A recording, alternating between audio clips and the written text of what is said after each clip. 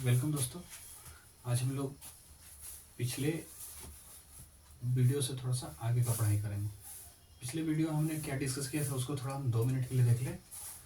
पिछले वीडियो में हमने फार्मूला डिस्कस किया था साइन थीटा का। साइन थीटा का फार्मूला क्या होता है? परपेंडिकुलर बाई हाइपोटेनस यानी पी बाई एच। कॉस का फार्मूला हमने डिस्कस किया था बी बाई एच यानी बेस बाई हाइपोटेनस।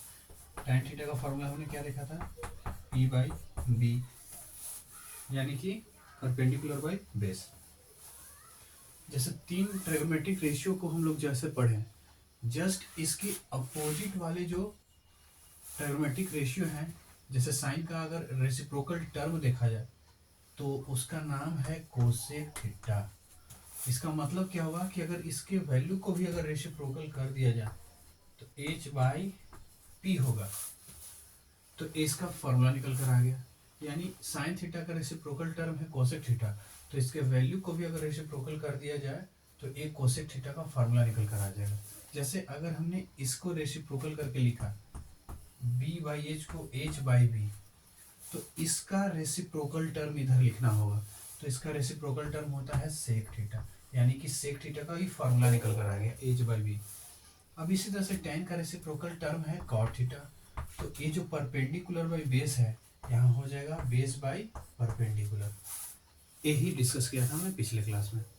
और पिछले क्लास के भी एक क्लास पहले हमने डिस्कस किया था किसको डिसाइड करेंगे हमारा परपेंडिकुलर होगा और कौन सा मेरा हाइपोटेनस होगा और कौन सा मेरा बेस होगा। एक बार उसको भी देख लेते हैं। तो देखिए, एक जनरल फिगर की बात करेंगे फिर, और उसके बाद हम बात करेंगे। जैसे अगर हमारा एक ए बी सी ट्रायंगल है, राइट एंगल ट्रायंगल यानी समकोण त्रिभुज है जिसमें एंगल बी 90 डिग्री है, तो आपको इसके बारे में पता है कि 90 डिग्री के सामने का जो साइड होता है ना, उसको ही हम लोग क्या कहते हैं? हाइपोटेनस। और 90 डिग्री बनाने के लिए जिस दो साइड का हेल्प लिया जाता है, जैसे एंगल शो करना है तो मुझे ऐसे शो करना पड़ा, जिसमें एक ए बी और एक बी सी साइड्स लेना पड़ा, तो इसमें एक को हमने परपेंडिकुलर कहा और एक को हमने बेस कहा। ये जनरल है। लेकिन अब क्या है ना, अब हम ट्रिग्नोमेट्री पढ़ रहे हैं, तो इसमें हमें जो चीज़ डिस्कस करने हैं वो सिर्फ और सिर्फ दो फिगर पे ही होते हैं। एक फिगर एक ऊपर मैंने बनाया और एक नीचे। जैसे मानकर चला हमने कि एक ए बी सी ट्रायंगल है और एक पी क्यू आर है। इसमें बी पे 90 डिग्री का एंगल बना है और इसमें क्यू पे 90 डिग्री का एंगल बना है। तो फिक्स चीज है, 90 डिग्री के सामने ये हमारा क्या होगा? हाइपोटेनस। 90 डिग्री के सामने ये भी हमारा क्या होगा? हाइपोटेनस। लेकिन इसमें बेस और परपेंडिकुलर, इसमें बेस और परपेंडिकुलर एंगल के हिसाब से चेंज होंगे। कैसे? देखते हैं। देखिए, अगर हम यहाँ इस एंगल का डिस्कस करें तो ट्रिग्नोमेट्री का डिफिनीशन कहता है कि आप परपेंडिकुलर उसी साइड को शो कर सकते हैं जिस एंगल का डिस्कस किया जाए, जस्ट उसके सामने वाला साइड वही परपेंडिकुलर होगा। मतलब अगर इस ट्रायंगल में हम अगर एंगल ए का डिस्कस करें तो ए के सामने जो आया बी सी, यही परपेंडिकुलर होगा। तो आपको पता है तीन ही साइड होते हैं, एक हाइपोटेनस एक परपेंडिकुलर, जो बच गया वो क्या हो गया? बेस। इसका मतलब हाइपोटेनस इसमें ए सी हुआ, परपेंडिकुलर इसमें बी सी हुआ एंड बेस इसमें ए बी हुआ। उसी तरह से इसमें अगर देखा जाए तो हाइपोटेनस पी आर हुआ, लेकिन अब इसमें बेस और हाइपोटेनस, तो सर अगर ऊपर वाले एंगल का हम लोग डिस्कस किए तो उसके हिसाब से बेस और परपेंडिकुलर हमने डिसाइड कर दिया, परपेंडिकुलर ये हुआ और बेस ये हुआ। लेकिन अगर नीचे का एंगल डिसाइड करें यानी 4 एंगल आर के लिए, तो सर इसके सामने वाला परपेंडिकुलर हो जाएगा और ये हमारा बच गया जो बेस होगा। यानी परपेंडिकुलर की बात करें तो इसमें पी क्यू हो जाएगा परपेंडिकुलर एंड क्यू आर हो जाएगा हमारा बेस। तो इतना हम लोग डिस्कस किए थे पिछले क्लास में। अब इसके आगे का हम लोग बात डिस्कस करेंगे। इसका मतलब ये हुआ कि हम इन फॉर्मूले को कैसे यूज करेंगे, और उसके बाद हम लोग एक्सरसाइज 8.1 में आएंगे। तो सबसे पहले हम कोशिश करते हैं इससे थोड़ा सा क्वेश्चन सीखने का।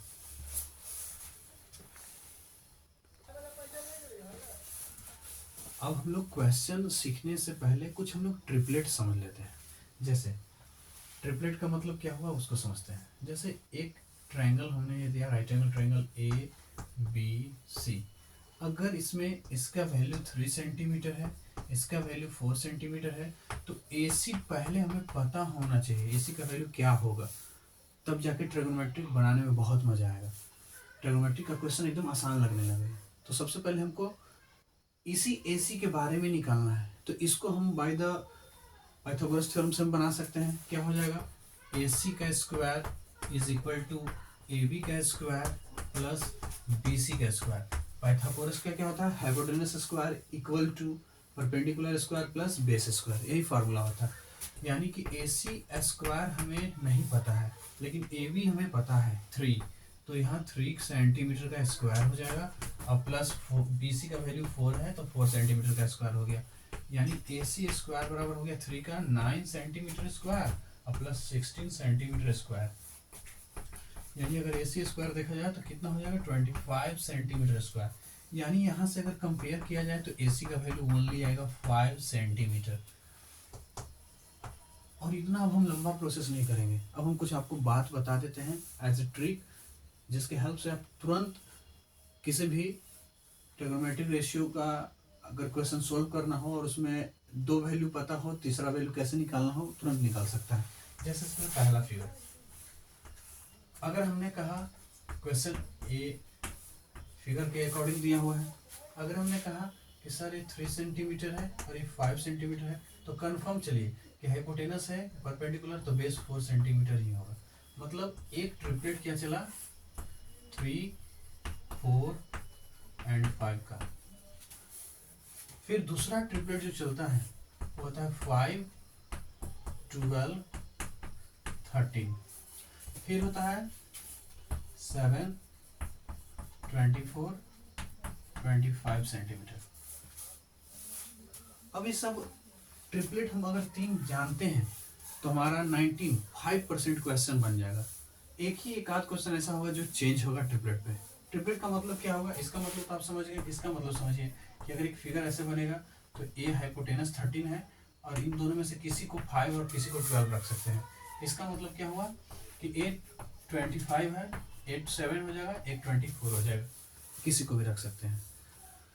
तो ए हमारा हो गया जनरल ट्रिपलेट का रूल।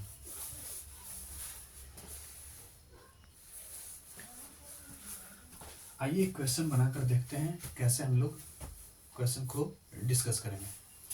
तो सबसे पहला क्वेश्चन है, if sine A is equal to 3/5 then find the value of cos ए।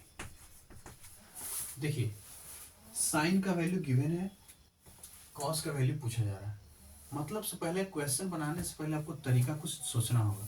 जैसा साइन का फॉर्मूला क्या होता है, तो P/H यानी परपेंडिकुलर बाई हाइपोटेनस, और कॉस का फॉर्मूला क्या होता है, B/H यानी बेस बाई हाइपोटेनस। तो यहाँ आपको 2 वैल्यू गिवन है, परपेंडिकुलर और हाइपोटेनस, यानी यहाँ से जब तक बेस नहीं निकालेंगे तब तक कॉस का वैल्यू नहीं निकल सकता है। तो सबसे पहले अगर इस क्वेश्चन को हम सॉल्यूशन करने के लिए सोचेंगे तो सबसे पहले यहाँ पे जो हमारा गिवन है साइन ए बराबर 3/5, ये हमारा क्या है बाबू, तो गिवन। तो यहाँ पे सबसे पहले फॉर्मूला याद करेंगे, P और H का होता है। तो P का फॉर्मेट में 3 है और H का फॉर्मेट में 5 है, लेकिन यहाँ रेशियो में है 3:5। इसको लिखने का मतलब ऐसे भी लिख सकते हैं आप। तो जब भी रेशियो होता है तो हम इसमें रेशियो को हटाने के लिए कुछ ना कुछ वेरिएबल्स ऐड करते हैं। तो हम यहाँ मानकर चलते हैं K ऐड कर दिया, तो हमारा परपेंडिकुलर ये हो गया। तो यहाँ से तुरंत याद कर लेंगे 3 4 5, 3 4 5, याद है ना ट्रिपलेट। फिर 5 12 13, फिर 7 24 25, है ना। तो इसी तरह से हम लोग याद कर लेंगे यहाँ पे 3 4 5, यानी 4 के यहाँ बेस होना चाहिए। अब इसके बाद अगर आपको निकालना है कॉस ए, तो कॉस का फॉर्मूला क्या होता है, base by hypotenuse. Sir base तो हमने निकाला अभी 4 के और हाइपोटेनस हमारा कितना हो गया 5 के, यानी कि इसका जो आंसर आया है 4/5 आंसर। उम्मीद करते हैं आप लोग सीखे होंगे।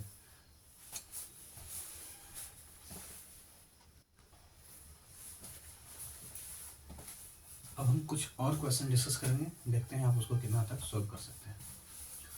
क्वेश्चन ऐसे है, इफ साइन